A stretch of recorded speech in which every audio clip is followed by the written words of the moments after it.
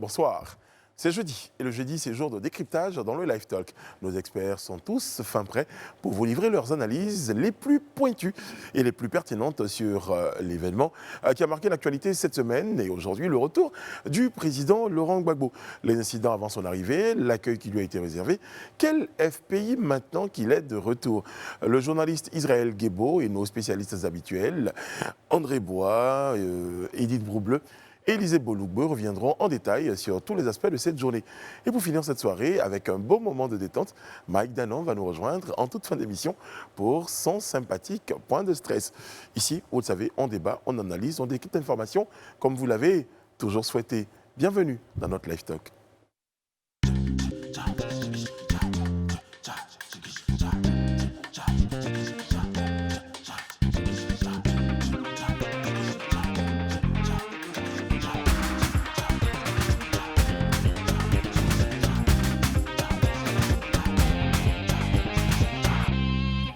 Oyez, oyez, nous sommes jeudi 17 juin. Nous sommes en Côte d'Ivoire, vous suivez Live TV. Bonsoir à vous. Bonsoir, monsieur Israël Guébo. Bonsoir, Brice. Je suis content de vous retrouver à cette table-là. Ça vous rappelle les souvenirs. Hein. C'est clair, merci beaucoup. Vous avez beaucoup de plaisir. Vous avez manqué. Bon, vous aussi. Ouais, voilà, gardez vos lunettes. Là, c'est trop bon. Hein. Pendant un moment, c'est surtout ça. Hein. Mais bon, c'est la famille, on va vous revenir. Vous êtes de retour aussi le 17. Bah oui, c'est une étrange coïncidence. Non, c'est un jour particulier. Et puis l'invitation de la famille, bon, on est toujours là. Très très bien. La famille, on revient le 17. Monsieur André Bois, bonsoir, comment allez-vous? Bonsoir Brice, oui, ça va, plutôt bien. Très bien. Par la même occasion, je transmets encore une fois le bonsoir de vos amis internautes. Tous les soirs, je le ferai, chaque fois que je vous vois. Monsieur Bolougbe, comment allez-vous? Oh, je vais très bien. Très bien. Bonsoir Brice. Très bien. Toujours un plaisir d'être là. Ça fait plaisir de vous avoir à nos côtés. Madame Bleu, bonsoir. Bonsoir, bonsoir à tous. Magnifique votre tenue. Merci beaucoup, de belles couleurs. Il y a du bleu. Oui, toujours. Très bien. On va démarrer tout de suite sur les chapeaux de roue. Pour ne pas perdre quelques minutes, quelques secondes, on va tout de suite partir avec notre point de décryptage. Madame et messieurs, notre point décryptage principal, hein, vous l'avez noté, c'est un spécial donc, sur le retour du président Laurent Gbagbo. Retour donc sur cette journée qui marque l'arrivée en Côte d'Ivoire du président Gbagbo, on l'a dit, après 10 ans loin de son pays, retour sur les principaux points qui ont constitué des centres d'intérêt. On va commencer par, tout d'abord en début de matinée, hein, les partisans et les militants de Laurent Gbagbo qui font mouvement vers l'aéroport, qui se heurtent à un important dispositif de sécurité, et on parle de gaz lacrymogène. On parle de gaz lacrymogène, on parle de certaines personnes qui ont été malheureusement touchés par ces gaz lacrymogènes. On parle également de dispersion, de véhicules également qui ont été aussi saccagés malheureusement. Il y a eu une sorte de cacophonie, c'est vrai, un peu au début. Et je pense que ce dispositif de sécurité aussi devait permettre de pouvoir contenir les débordements. Malheureusement, il y a eu ce qu'on a vu, des personnes qui se sont fait tabasser un peu, et puis également des personnes qui ont souffert de ces gaz lacrymogènes. Mais la journée a démarré surtout, je pense aussi par le suivi du vol SN 299 de Brussels Airlines. Je pense que si on doit le dire, c'est l'un des vols de Brussels Airlines qui a été le plus suivi. Dont le parcours a été le plus suivi. Le plus suivi toute la journée dès 10 h. Je crois qu'il a décollé à 11 h pour ensuite arriver vers 16h18 ou 16h. Incroyablement, il y avait déjà même les premières images du président Gbagbo. Oui, des passagers qui étaient dans l'avion, qui filmaient déjà et qui nous donnaient des images. D'accord. Je ne vais pas faire mon moi, mais bon, moi j'étais un tout petit peu surpris par la simplicité de l'appareil, en fait. L'appareil, l'avion, enfin, les conditions. Je m'attendais, franchement, à un autre type d'appareil, à un autre confort, à d'autres dispositions, voilà, pour faire court. Vous partagez mon point de vue? Moi, franchement, je trouve que tout ça a été un peu prévisible. Hein. Depuis tout ce que Edith vient de dire par rapport au gaz lacrymogène, par rapport à la simplicité. Parce que déjà, je dis que les conditions de ce retour ont été très mal préparées pour moi. Parce qu'on se rappelle nous tous de la polémique sur les conditions de son arrivée. Donc tout ça quand même, c'est le résultat de toute cette impréparation, puisque c'est un ancien chef d'État, j'explique ma pensée, qui arrive, il est un leader d'un parti, d'un courant de pensée, qui a envie de faire les choses bien, mais comme il est ancien chef d'État, et que sa libération, ça je le dis, a été historique, il aurait fallu que son retour le soit aussi. Mais pour moi, son retour n'est pas historique compte tenu des conditions de cette organisation. Pour moi, c'est vraiment une note pas très belle. Les conditions de sécurité, en fait, les détails sur les dispositions sécuritaires, je pense des deux côtés, que ce soit du côté du gouvernement. Voilà, bien sûr, je te rejoins. Que ce soit du côté du gouvernement et du côté du FPI, il n'y a pas eu de précision. Vous êtes tout de suite dans l'analyse. Donc, on parle déjà d'Israël Guebo. On va revenir à vous. Je parlais de la simplicité du vol. Ensuite, il y a eu le point concernant donc, les partisans qui sont arrêtés au cordon de sécurité. Qu'est-ce que ça a suscité en vous comme réaction? Moi, j'ai 3 points que je voudrais souligner. Premièrement, la présence des forces de défense et de sécurité était nécessaire. Pour un jour comme aujourd'hui, André Bois parlait de préparation. Moi, je parle plutôt qu'on a peut-être sous-estimé ce jour-là. Première chose. Deuxième chose, la réaction brutale des forces de l'ordre envers certains partisans de Laurent Gbagbo est pour moi une sorte d'oxymore politique. C'est-à-dire d'un côté, l'État n'interdit pas aux populations d'aller accueillir le président Laurent Gbagbo, et de l'autre côté, ordre est donné aux policiers de faire un blocage, de faire un front. Première chose. Troisième chose, c'est des citoyens qui attaquent d'autres citoyens. C'est dommage, mais je ne suis pas surpris. Je ne suis pas surpris pour la seule et simple raison que pendant très longtemps, pendant des années, on a fait croire à certaines personnes que le retour de Laurent Gbagbo serait un retour de vengeance. Et lorsqu'il viendrait, il se vengerait envers des personnes. Le match retour. Oui, et forcément, donc, lorsqu'on a intoxiqué des personnes comme ça dans leur esprit, forcément, elles sont un peu craintives. Ce qu'il faut aujourd'hui, c'est vraiment une désintoxication des pensées. Il faut une rééducation, une reprogrammation des esprits pour qu'on comprenne que finalement, non, il n'en est rien et il n'en est rien. Déjà, rapidement, pour rajouter à ce qu'il dit, peut-être que ça peut être un élément de désaccord, c'est que je pense aussi que même ses propres partisans y ont été pour quelque chose dans cette façon de penser par rapport à un match retour. C'est-à-dire que je pense que même ses partisans... Mais je pense que de ce qu'Israël voulait dire, c'est que c'est dans les deux camps. C'est dans les deux camps. Ouais, même si certains attendaient, pour eux, le retour de Gbagbo va être pour eux l'occasion d'en finir, pour ses propres partisans, le retour du champion est aussi sans doute un moyen de prolonger un tout petit peu le combat. Non, je ne suis pas d'accord, parce que moi, je parle aussi d'éléments factuels. On a entendu ici des propos d'hommes et de femmes politiques dire ouvertement que lorsque M. Laurent Gbagbo, le président Laurent Gbagbo viendra, il viendra se venger. Je n'ai pas entendu en tout cas dans le camp qui l'a dit. Pas de personne, je dis même quand je ne demanderai pas qui l'a dit, mais je dis, on parle de militants, on parle des gens qui ont été intoxiqués, on parle des gens qui se sont construits une réalité.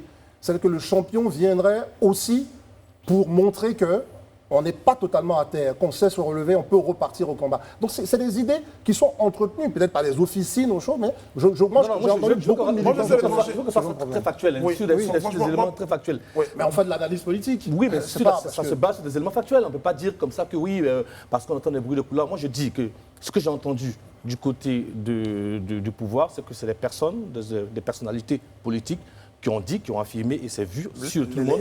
Parce que moi, tu me l'apprends, c'est qui ces personnalités? Et que le président Laurent Gbagbo viendra, ça sera de la vengeance. Je dis. De la vengeance de la part de qui? Et bon. Pardon? On finit là-dessus, sur ce point, s'il vous plaît. Oui, c'est pas le plus important. Non, mais le cas du RHDP, ça a été vu, ça a été sur tout le monde. Donc, ce que je suis en train de dire, pour revenir au fond de ma pensée, et je finis par là, ce qu'on a vu aujourd'hui ne me surprend pas. C'est dommage, ça ne me surprend pas. Il faudrait justement, ça montre toute l'étendue du combat et du champ de réconciliation qu'il y a aujourd'hui, la réconciliation des pensées, la restructuration des pensées et la rééducation des pensées. Élisée Bologue, est-ce qu'on s'attendait à ce qu'on a vu déjà ce contact avec les forces de l'ordre? Après, on n'explique pas les raisons qui ont amené peut-être les forces de l'ordre à utiliser le gaz lacrymogène. Peut-être que dans le parcours, les populations n'étaient pas attendues à l'aéroport. Il y avait peut-être un groupe qui était autorisé au pavillon, juste au pavillon. Bon, on ne sait pas ce qui s'est passé. Mais une chose est sûre, on a constaté, ça c'est factuel, on a constaté qu'il y a eu des tirs de gaz lacrymogène, on a constaté qu'il y a eu des mouvements de panique. Est-ce que vous vous attendiez à cela, plus ou moins? Bon, si je dis que je m'attendais à cela, c'est comme si... Et puis, c'est un peu irresponsable, parce que si tu t'attends à cela, il aurait été bien aussi d'interpeller peut-être les pouvoirs publics pour que des décisions soient prises à ce niveau-là. Je ne m'attendais vraiment pas à cela, mais je comprends un peu ce qui est arrivé, parce que quand tu regardes dans le fond, je pense que c'est une responsabilité partagée. Moi, c'est ce que je pense. Dans un premier temps, je dirais que si je veux parler un peu de l'opposition, qui a organisé l'arrivée de Laurent Gbagbo, je pense que des consignes n'ont pas été données de façon claire sur là où devait se faire plus ou moins les rassemblements et puis l'accueil. Le seul communiqué signé d'Assou Adou qu'on a vu demandait aux cadres du Front populaire ivoirien de se rendre au QG, à l'ancien QG du parti, pour pouvoir faire l'accueil à Laurent Gbagbo. Mais aucune part, il n'est dit qu'on demande à la population de rester à cet endroit ou de se mobiliser ici, parce que voici ce qui va être fait. Ça n'a pas été communiqué. Au niveau du pouvoir du régime en place, à aucun moment aussi, on a vu un communiqué qui interdisait de façon formelle tout rassemblement pour pouvoir accueillir, aux alentours de l'aéroport, pour pouvoir accueillir le président Laurent Gbagbo. Et ça, c'est d'autant plus dommage que les deux partis ont eu l'occasion de s'asseoir autour d'une table pour ensemble arrêter les modalités pratiques de cet accueil. Mais nous sommes restés dans l'omerta tout ce temps. On n'a jamais eu d'informations là-dessus. Concrètement, concernant le rassemblement, concernant tout ce qui est en train d'être fait et tout ça. Exactement. Moi, je le dis encore sur ce plateau, moi j'ai vu, quand on suivait le direct à l'aéroport, quand on suivait un peu les éléments qu'on avait, comment on appelle ça, l'appel lancé par M. Katina, oui, où il disait par exemple qu'on attend des coups de détonations et tout ça, et que Gbagbo arrive alors qu'on attend les détonations et tout ça, vraiment lui il est un peu craintif par rapport à la vie et à la sécurité du président Laurent Gbagbo et autres. Et il prend les journalistes à témoin devant lesquels il lance cet appel. Moi je l'ai condamné, je le condamne encore sur ce plateau. Parce que pour moi c'est pas normal. Quand tu te dis, et même sur ce plateau il n'y a pas quelque temps, que tu es en partenariat, que le gouvernement est un partenaire pour toi dans l'organisation du retour, et que tu fasses une telle situation, si tant est qu'effectivement tu épouses des craintes, ou bien tu émets un certain nombre de craintes, mais des caméras. Parce qu'en réalité, comme je le disais, de tels propos, tu es responsable de ce que tu dis, mais tu n'es pas responsable de comment les gens comprennent. Quand tu dis que la vie du président est en danger, parce que tu attends des détonations autour de l'aéroport, alors que le président doit descendre, tu crains pour sa vie, mais là, moi, je suis un citoyen, partisan de Laurent Gbagbo, n'importe où, mais je suis prêt à venir défendre mon leader. Quelqu'un que j'attends depuis 10 ans, et dont le retour même n'était même pas sûr de plusieurs, mais qui est aujourd'hui en train de venir. Et on me dit que ça vient en danger. Mais là, je peux en tout cas m'engager même pour aller... Et je pense que c'est l'une des choses peut-être même qui a accéléré, ou du moins qui a intensifié les échauffourées. Et à ce niveau-là, je pense qu'il y a nécessité de situer des responsabilités et que les uns et les autres reconnaissent qu'ils n'ont pas été à la hauteur vraiment du rendez-vous. Ça aussi, je pense que c'est important de le dire. C'est sur ce point, je te rejoins totalement, parce que c'est sur ce point sur lequel je voulais en venir avant qu'on arrive à cela. Donc, tu as parlé de responsabilité partagée, je suis totalement d'accord. Des deux côtés, on n'a pas été clair. Lors du point de presse du porte-parole du gouvernement, il a dit que des dispositions, en tout cas sécuritaires, ont été prises. Que l'exécutif ne serait pas à l'accueil. L'exécutif ne serait pas présent pour l'accueil. Mais on n'a pas eu les détails de ce dispositif sécuritaire. Cordon de sécurité, sur le tronçon, l'itinéraire. Est-ce que les populations, en tout cas partisans de Laurent Gbagbo, pourraient être présentes sur cet itinéraire? À l'aéroport, au pavillon présidentiel, est-ce qu'il y aurait des limitations en termes d'arrivée? On n'a eu aucune information. Pareil du côté du FPI également, où on n'a pas eu d'informations précises en termes de mot d'ordre. On a juste eu un itinéraire des différents points où le cortège passerait. Mais pour les partisans eux-mêmes, pour les populations, on n'a eu aucune information sur le dispositif sécuritaire. Donc ce débordement qui a été constaté ne m'étonne pas en fait. Il y a eu du désordre, il faut le reconnaître. À un moment donné, lorsque M. Koné Katina s'exprimait, et ensuite on a eu l'information qu'en fait il s'agissait de gaz lacrymogène pour éloigner des partisans qui s'étaient rapprochés du pavillon présidentiel, qui avaient forcé le cordon de sécurité, on s'est bien rendu compte que c'était une manière aussi de mettre un peu le feu aux poudres. Je pense qu'il a la possibilité de demander à des agents... Non, il a la possibilité... Oui, détonation, c'est ce qu'il a bien dit. Bon, après, c'est une détonation. Non, oui, mais là où je suis d'accord avec Élisée, Koné Katina aurait pu se rapprocher de responsables de la sécurité, de policiers, pour juste demander l'information. Pourquoi on entend des détonations, tout simplement? Il a pris contact avec des de la police, qu'il avait savoir qu'il n'avait pas les informations, qui lui reviendraient incessamment. Oui, donc ça aurait dû éviter... On a écouté le live, À quel moment, est-ce que c'est après avoir pris langue avec la police qu'il a dit? Sur le moment, c'est pas ça. Enfin, excusez-moi, l'enjeu, c'est pas le moment. L'enjeu ici, de mon point de vue, pour moi, l'enjeu ici, c'est qu'est-ce qui doit l'empêcher de faire sa déclaration. Et pour ne pas faire cette déclaration, qui pour moi est une déclaration qui met le feu aux poudres, c'est est-ce qu'il a pris attache avec les forces de l'ordre avant de faire cette déclaration? Parce qu'une fois qu'il a pris l'attache et qu'on lui dit non, c'est les gaz lacrymogènes, il ne vient pas nous dire que la vie du président est en danger. Pas pour moi, c'est ça. Ce n'est pas le moment où il a parlé, mais sauf que est-ce que le fait d'avoir discuté avec le directeur général de la police, ça lui interdit de dire ce qu'il a dit? Parce Non, que- il a dit même, dans ce, je reviens, je vais apporter un élément de réponse. Et Il puis dit on dans ses finit sur propos, ce je point, lance s'il vous plaît, un parce qu'on a appel. d'autres Je points, lance justement. un appel au gouvernement. Il a dit ça dans ses propos. Je lance un appel. Donc c'est là, par le biais des médias, là, qu'il lance l'appel au gouvernement. Ce que je ne trouve pas normal. Moi, c'est ce que je dis, en fait. Je voudrais juste ajouter deux Ce qui choses. est important de dire, c'est que pendant qu'on est en train de parler des propos de M. Katina, il est important de souligner que bien avant, plus tôt le matin, c'est là que les échauffourées avaient déjà commencé. Exactement. Je veux dire, on ne peut pas après coup venir tout de suite là s'en prendre au propos de M. Katina. Ce que je veux Pourquoi dire, je vais aller, Pas tout de suite. je vais réagir sur ce que vous avez dit. Premièrement, moi j'aurais été à la place du Front populaire ivoirien, je n'aurais pas donné ouvertement l'itinéraire de mes partisans. On n'a pas été interdit d'aller à l'aéroport. Ça n'a pas été officiellement, on ne nous a pas interdit d'aller à l'aéroport. Pourquoi voulez-vous que je vienne communiquer sur officiellement là où on va passer? Mes partisans, certainement, ont eu l'itinéraire. Lorsqu'on a vu aujourd'hui passer sur les réseaux sociaux, je vais Il va dire que je raconte le truc, termine. je vais vous laisser finir les Ouais, jusqu'au bout termine. de mes propos.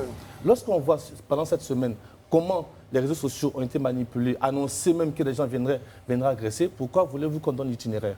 On n'a pas été interdit, libre choix à chacun d'aller accueillir le président. Première chose. Deuxième chose, très tôt le matin, les forces de l'ordre ont déjà gazé des populations. Ensuite, à côté de l'aéroport, on a entendu des tirs, des détonations. Il n'y a pas d'autre mot pour le dire.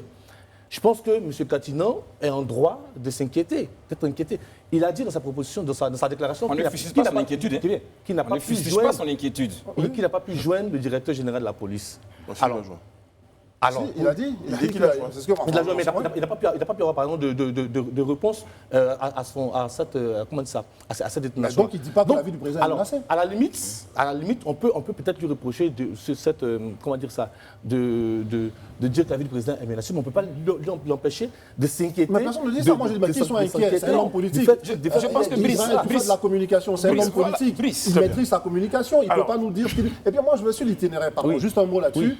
Mais excusez-moi, même si on ne donne pas, j'allais dire, d'autorisation, mais on informe l'État, c'est une obligation. mais l'État est informé, je pense qu'il y a j'en sais eu rien. des discussions. Moi, Il y a eu je me des base discussions. sur si vous n'êtes pas d'accord, on informe l'État. sur ce conseil. Non, s'il vous plaît, messieurs, Il y a parce des qu'on discussions. on peut Mais pas c'est faire une parce que toi, organisation dit à André l'État. Bois n'a pas Non, été j'ai pas dit informé comment que je sais pas systématiquement. Messieurs, Voilà, mais puisque l'État interdit, ça veut dire que force reste à la loi. Puisque Je vais- l'État dit, je vais- moi je bombarde. André, Israël, s'il Puisqu'il vous a plaît. bombardé.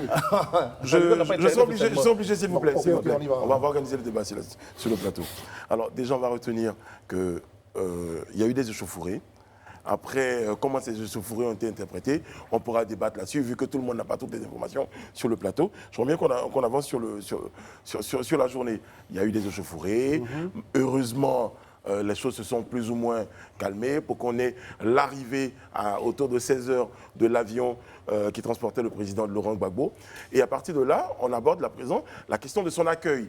Le président Gbagbo est arrivé, bon évidemment, aucune personnalité du Aucun pouvoir, exécutif n'était aucun présent, exécutif oui. n'était présent, absence donc d'officiels, des membres du gouvernement.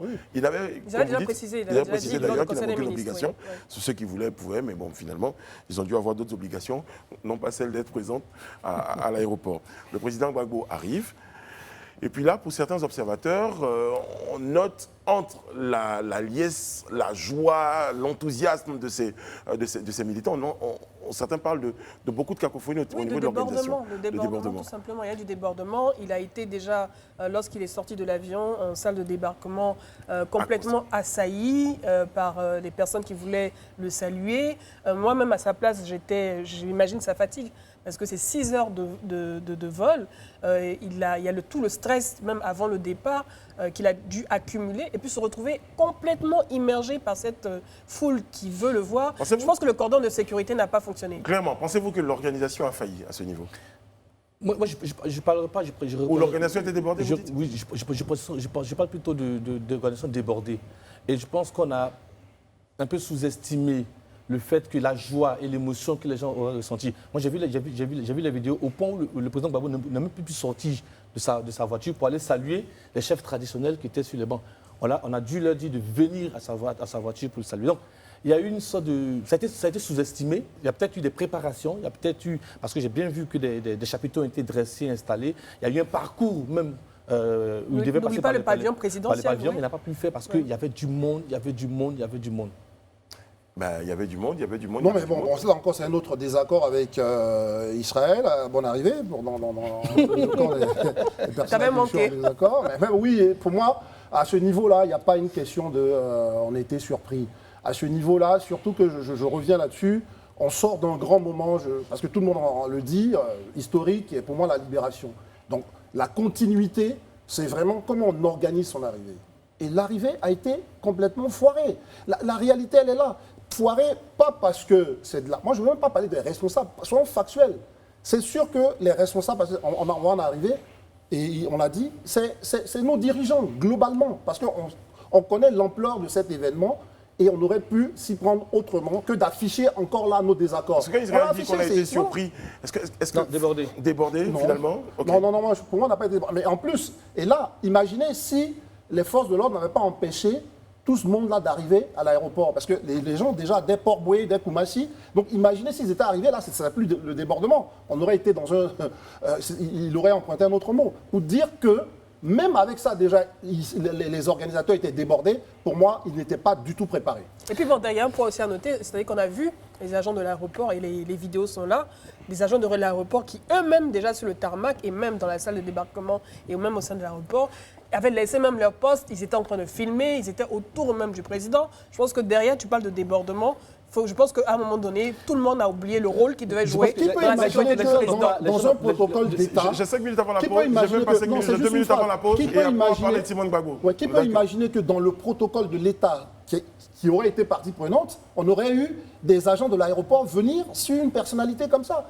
Vraiment, ça montre que... Et dès le voilà, tarmac, l'organisation on a vu n'était sur pas. le tarmac. Je pense que quand je parle de sous-estimer, c'est que les gens n'ont pas imaginé ce que l'impact et l'effet que le président Laurent Gbagbo peut avoir sur des individus, qu'ils soient policiers, gendarmes. Non, moi, c'est une analyse erronée, hein. Depuis la sortie de l'avion, on a bien vu, même dans le couloir, c'était compliqué de passer parce que éventuellement, même si vous mettez un cordon de sécurité, vous mettez des policiers, mais là, ils regardent le président arriver, ils sortent leur téléphone portable pour filmer. Il y a cette émotion qui s'empare d'eux. Ça, on ne peut pas le prévoir. Voilà, on ne peut pas le prévoir. C'est des Ah hommes. non, aussi on peut le prévoir parce qu'il y a des personnes qui n'ont rien à y faire. Parce que, rassurez-vous, cet aéroport accueille des personnalités qui ne sont pas assaillis tous les 4 matins. C'est ça. C'est pas tout le monde qui s'appelle Laurent Gbagbo. Ils se sont laissés submerger par l'émotion. Ils sont laissés submergés par l'émotion, on le dira. Ils ont été Mais bon, ça a eu pour hypnotisés par les conséquence- personnages. Ça a eu pour conséquence ce qu'on a vu. Ça a eu l'inconvénient peut-être de fatiguer un peu plus Oui, le président oui, Laurent on est Gbagbo. d'accord, on est Ça a eu d'accord. l'inconvénient d'imposer une réorganisation du dispositif. Comme vous l'avez dit, il n'a même pas pu aller saluer les chefs traditionnels qui étaient obligés de venir vers la voiture, qui est restée longtemps. Bon, et puis il y a eu le départ du cortège jusqu'au siège. Voilà, c'est ce qu'on pouvait dire concernant donc l'arrivée du président Gbagbo. Départ sans embâche. Pardon, Départ sans embâche. sans embâche. Ok, Ah vous ouais le dites. Une chose est Bon, sûre, il est Vous avez arrivé, le ses dernier mot. partisans l'ont accueilli. On a noté la liesse et l'émotion populaire pour ce retour là après 10 ans de Laurent Gbagbo. On va le retenir, on va marquer une pause. Et juste après, on va évoquer un autre point, toujours concernant l'arrivée, c'est le contact avec Simone Gbagbo. L'événement, c'est le retour du président Laurent Gbagbo. Cet événement-là décrypté donc par nos spécialistes sur le plateau, Israël Guébo, Edith Broubleu, Israël Bouloubeu, Élisée Bouloubeu et André Bois. Vous savez, il va falloir que je- Israël. Il n'y a qu'un pas. Il n'y a qu'un pas, quand même, on va dire. On va aborder, on parlait de la présence de certaines personnalités. Avant, il y avait déjà hier cette note-là qui avait circulé concernant une interdiction d'arriver à l'aéroport, donc qui avait été notifiée par l'avocat de Simone Gbagbo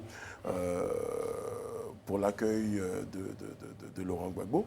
Et puis, tout au long de la journée, on a noté, on a appris, on a même vu que Simone et Yves a effectué les déplacements à l'aéroport.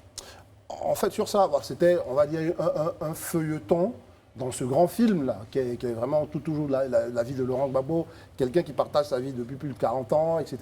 Et donc là, c'est Maître Rodrigue Dadje qui nous annonce que l'information a été donnée à Simone Gbagbo de ne pas se présenter à l'aéroport. Et puis, ce matin, autre chose quand même, c'est très fort, c'est Simone Gbagbo elle-même qui va faire une vidéo pour dire, écoutez, je vais accueillir Laurent Gbagbo, mais pas que.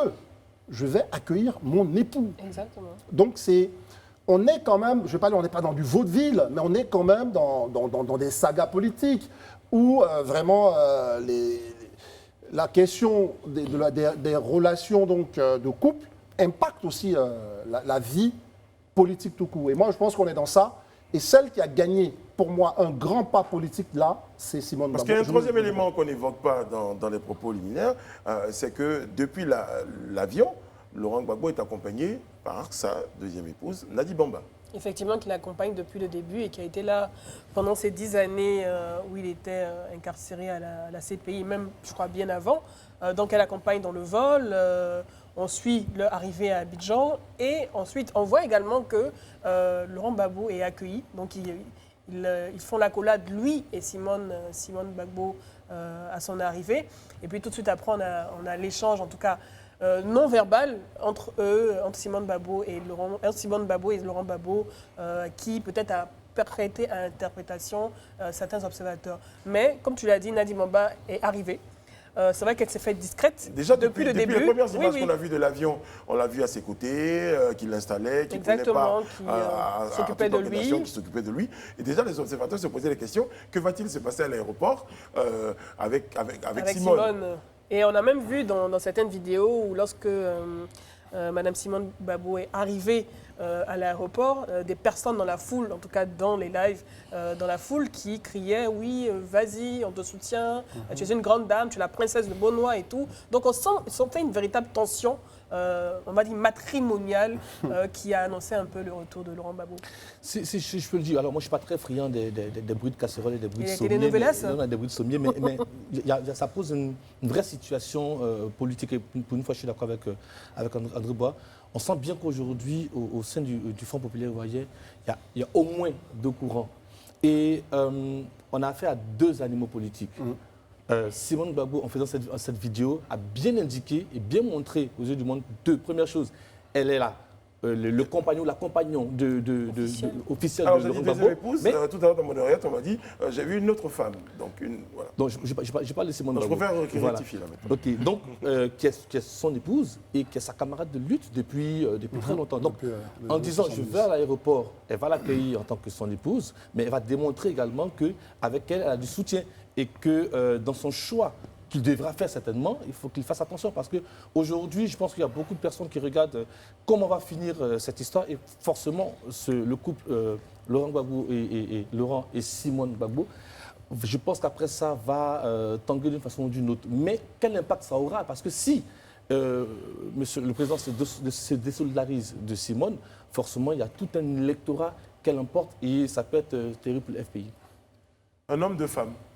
Ok, moi je voudrais réagir aussi sur cette question. La problématique ici posée, moi je pense, c'est pas trop de savoir comment elle s'est comportée là-bas. C'était plutôt de savoir, après ce qu'on a vu hier, ce qu'on a lu hier sur le mur de l'avocat Dadier Rodrigue, c'était de savoir est-ce que Simone irait effectivement à l'aéroport aujourd'hui. C'était vraiment la question qui était sur les lèvres de tout le monde. Et Simone est partie. Moi, de prime abord, je dis que Simone a très bien fait de partir à l'aéroport. Parce que pour moi, dans un premier temps, au-delà même de l'aspect matrimonial et tout ça, c'est humain. C'est humain. Quelqu'un qui a traversé une épreuve. Mais Élisée, excusez-moi, si moi, je n'ai pas envie, que vous veniez lorsque j'arrive et que je vous dis, je n'ai pas envie que vous, Élisier, vous soyez à mon arrivée, que vous décidez de venir, on vous félicite pour ça? Non, je viens. Je pense qu'il faut situer ce que je suis en train de dire. Il faut voir un peu la démarche. Comme je dis, dans un premier temps, c'est humain. Quelqu'un subit une épreuve. La personne est en train de rentrer. Mais qui informe Simone Gbagbo? Simone Gbagbo est informée par qui? Elle était informée par le ministre Monet de ce que le président Gbagbo ne voudrait pas l'avoir à l'aéroport. Mais Gbagbo, là, il sera là, il vient en Côte d'Ivoire. Il va le lui dire de vive voix. Au lieu de passer par un intermédiaire, il va le lui dire de vive voix. Donc elle se rend dans un premier temps d'abord, mais c'est pour déjà, comme je le dis, apporter son soutien à quelqu'un qui a vécu une épreuve. Parce que ce que beaucoup d'hommes oublient. Non, j'explique. Attends, allons doucement. Allons doucement. Parce que dans un premier temps, il ne faut pas qu'on perde. Il y a quelque chose qui sort peut-être de l'esprit de beaucoup d'Ivoiriens. Simone Gbagbo et Laurent Gbagbo ne sont pas revus après le 11. C'est-à-dire quand ils sont sortis des bombes. Tous deux étaient dans le bunker. Hein. C'est pas un qui était dehors. Tous deux étaient quand on les a enlevés dans le bunker. Qu'elle on l'a envoyé au dîner et Simone à Korogo, c'est fini. Et Laurent Gbagbo à Korogo, ils ne se sont plus vus. C'est aujourd'hui qu'ils se revoient. Mais est-ce que vous trouvez normal, même si c'est vrai qu'ils ont des ressentiments, mais est-ce que vous trouvez normal que Gbagbo arrive et que Simone, qui est libérée depuis 2018, ne soit même pas à l'accueil? Moi, je pense même que c'est une question de symbole. Parce qu'il y a une chose qu'il ne faut pas perdre de vue. En tant qu'homme politique, il est aussi important de donner quand même quelques quelques modèles. C'est important pour la société. André? Ouais, non, moi je pense que j'entends tout ça, mais c'est pas juste une affaire de couple, je pense. Hein. Parce que sans être un expert en la matière, mais enfin le constat est là, je pense que Laurent Gbagbo est dans une optique d'avoir refait sa vie, je pense. Mais c'est là où je dis Simone Gbagbo a gagné parce que c'est vrai.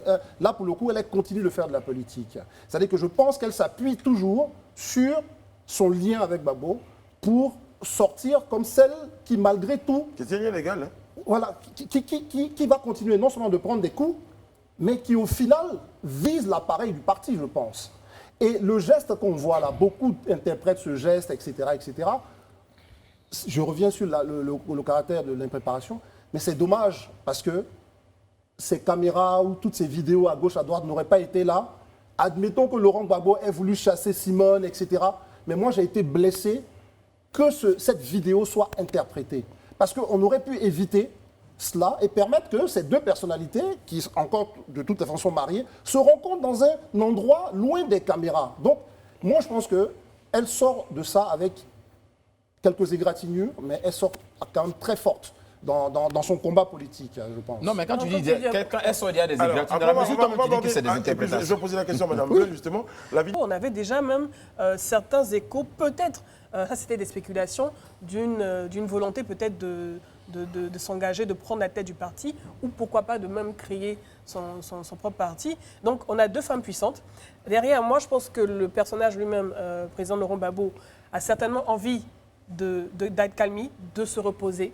C'est vrai que c'est un animal politique, c'est un fin politicien, il sait ce qu'il veut, mais je pense que l'avenir politique de ce parti va surtout se jouer avec la relation Simone Gbagbo et Laurent Gbagbo et voir si vraiment il y a une dissension totale, une rupture totale entre les deux et peut-être que ça permettra à Simone Gbagbo de redorer ou bien de renforcer son image et peut-être que ça aura un impact sur l'image même de Laurent Gbagbo. Pourquoi pas. Il n'y a pas que. Il n'y a pas que. Aujourd'hui, le challenge pour le président Laurent Gbagbo, c'est de se réconcilier avec ses proches, dans ce qu'on vient de dire, mais aussi sa famille politique. Et on parle de Simone, on parle de Laurent Gbagbo, on parle avec qui il y a des dissensions.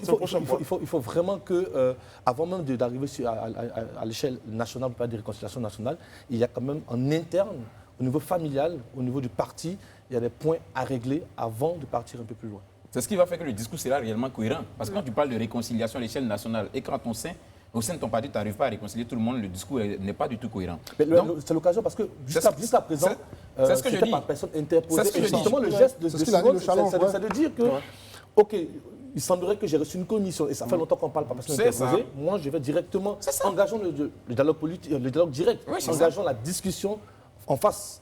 Alors, Laurent Gbagbo est là maintenant, je pense qu'il n'y aura plus d'intermédiaire, ils vont s'asseoir, ils vont discuter. C'est ce qui justifie effectivement la présence de Simone à l'aéroport. Vous pensez que c'était le lieu pour pouvoir dire... Non, c'est pas de ça que je dis. C'est en termes de gestes, en fait. Oui. En termes de gestes, jusque-là, elle a entendu les commissions de part et d'autre. Mais moi, je vais à l'aéroport. Laurent Gbagbo, c'est mon époux. Il partait d'ici, il était mon époux. Donc, je ne veux pas me voir. Toutes les caméras du monde sont branchées. Qui ne veut pas me voir? Il dit fort qu'il pouvait, il ne pouvait pas faire autrement. Oui. Parce que politiquement, c'est un acte important, c'est un acte fort. J'ai été maltraité dans le parti, on m'a traité de tous les noms. J'ai montré que je suis cohérent, je ne suis pas le traître de Laurent Gbagbo. Je suis à Finguessan, je vais y aller. Je pense que c'est le cas de Simone. D'accord, il peut aller avec une autre femme, etc. Mais on reste toujours dans la politique. Elle se présente aussi. Je pense que c'est... Moi, c'est la même lecture. Mais donc, il y a un vrai besoin. Oui, mais de toute façon...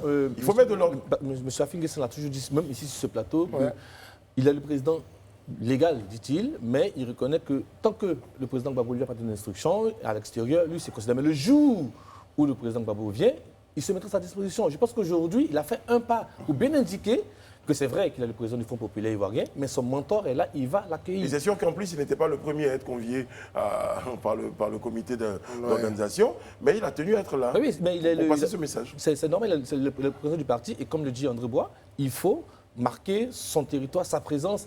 Toutes les caméras du monde sont là aujourd'hui. C'est l'occasion justement de montrer qu'on est présent, on est sur le terrain et qu'on essaie de faire avancer les choses. Et quoi qu'on dise qu'on est soudés aussi. Mais je pense que c'est l'ordre normal des choses. Hein, parce que si vous vous rappelez très bien, le ministre Monet s'était déplacé pour se rendre au domicile de Afi Guessa pour d'abord l'informer en fait, de ce qu'il était nommé maintenant comme le président du comité d'accueil qui devait recevoir Laurent Gbagbo. Et il lui avait même demandé s'il pouvait mettre à sa disposition des éléments quand même pour faire partie du comité. Et ce qui avait été fait. Donc je pense que c'est l'ordre normal des choses. Afi, il est dans sa logique. Il ne pouvait pas, après avoir fait tout cela, aujourd'hui venir dire qu'il ne pourra pas être à l'accueil. Et on ne perd pas de vue aussi que depuis leurs échanges à Bruxelles en janvier 2020, ça c'est aussi l'occasion pour les deux personnalités de se revoir et de se revoir depuis cette date-là. Et comme le disait si bien Israël, Afi a toujours tenu ce discours, vraiment ce discours assez responsable-là, de ce que, effectivement, si Gbagbo rentre, effectivement, ils vont s'asseoir, ils vont discuter, échanger, Et quoi qu'on il dise, reste à sa disposition. pour vous citer, donc il y avait le volet humain qui a nécessité que tout le monde se déplace pour humainement témoigner. Oui, c'est tout humain. ça, voilà. C'est Et humain. ensuite, il y avait le volet du symbole. Bien sûr. Voilà. Il y a tout ça. Oui, bien sûr. Maintenant, Laurent Gbagbo est arrivé. Il est bien là. Il est bien là, il est en Côte d'Ivoire. C'est ça. C'est une bonne nouvelle. Quel rôle devrait-il jouer dans le processus de réconciliation? Quel rôle devait-il jouer, tout simplement? Et moi, je rajoute dans le processus de réconciliation. Le chantier est vaste. Le premier défi pour le président Laurent Gbagbo, c'est de prouver à ses détracteurs, à ceux qui prédisaient qu'il viendrait se venger, qu'il est là pour la paix et la réconciliation. Donc, ses premiers gestes, ses premiers mots vont, je pense, aller dans ce sens-là. Lorsqu'il aura fini de régler ses problèmes en interne, tout en dans et aussi pleurer ses morts. Il le disait dans sa déclaration tout à l'heure au siège au QG du parti, qu'il est là aussi pour pleurer ses morts. Qu'il aura fini de régler ses problèmes en interne, il faut qu'il arpente le chemin de la réconciliation à travers toutes les régions de la Côte d'Ivoire, du nord au sud, de l'est à l'ouest, et aussi qu'il rencontre tous les acteurs principaux. Moi, je rêve aujourd'hui, pendant longtemps, ils ne se sont pas parlé, c'est l'occasion de se mettre autour de la table. Le président Laurent Gbagbo, le président Alassane Ouattara, le président Rekonan Bédié, il faut qu'ils se parlent et que pour une bonne fois pour toutes, on puisse trouver une solution, qu'on sorte de cette situation qui n'a trop que duré. Parce que finalement, on est là, on tourne un peu en rond avec les mêmes acteurs politiques. Qu'est-ce qu'on fait? Comment est-ce qu'on avance? Donc le chantier est vaste. Le chantier est vaste de réconciliation. Il y a réconciliation en interne, mais aussi réconciliation auprès de tous les fils de ce pays. Très bien. Edith Boublou. Je pense qu'Israël a tout dit. Ah oui, on a affaire à quelqu'un qui est revenu diminué, qui pendant son exil, son incarcération de 10 ans, a perdu la plupart des... certains membres de son parti, donc Abdourahmane Sangaré et d'autres personnes qui étaient également en exil, qui sont mortes en exil. Il a perdu sa mère qu'il n'a pas pu enterrer. Et également, on a une personne également qui est restée peut-être dans l'espoir, parce que ça aussi c'est quelque chose qu'il faut reconnaître à ses partisans.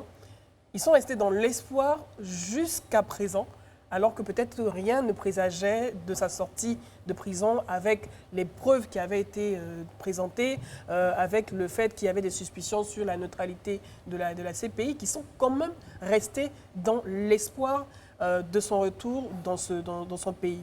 Donc je pense que, comme tu l'as dit, il a un énorme chantier sous sa responsabilité. C'est de rassembler les membres de son parti d'abord, ses partisans, et bien sûr de pouvoir avoir des mots d'apaisement.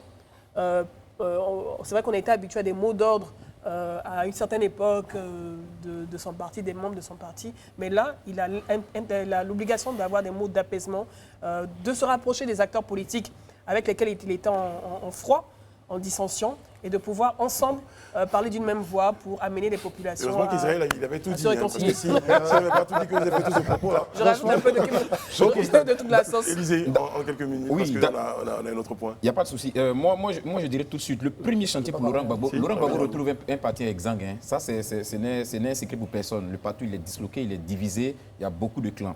Donc, son premier défi déjà serait de parvenir à créer une certaine unité dans le parti. Ça, c'est vraiment un chantier. Comme je le dis, les discours doivent être cohérents avec les actes. Tu peux pas vouloir réconcilier toute la Côte d'Ivoire si tu as du mal même à réconcilier en interne. Donc, je pense que la réconciliation au niveau de son parti. Voilà, déjà créer l'unité au sein de son parti et puis voilà, s'engager sur les chantiers de la réconciliation au niveau national. Merci.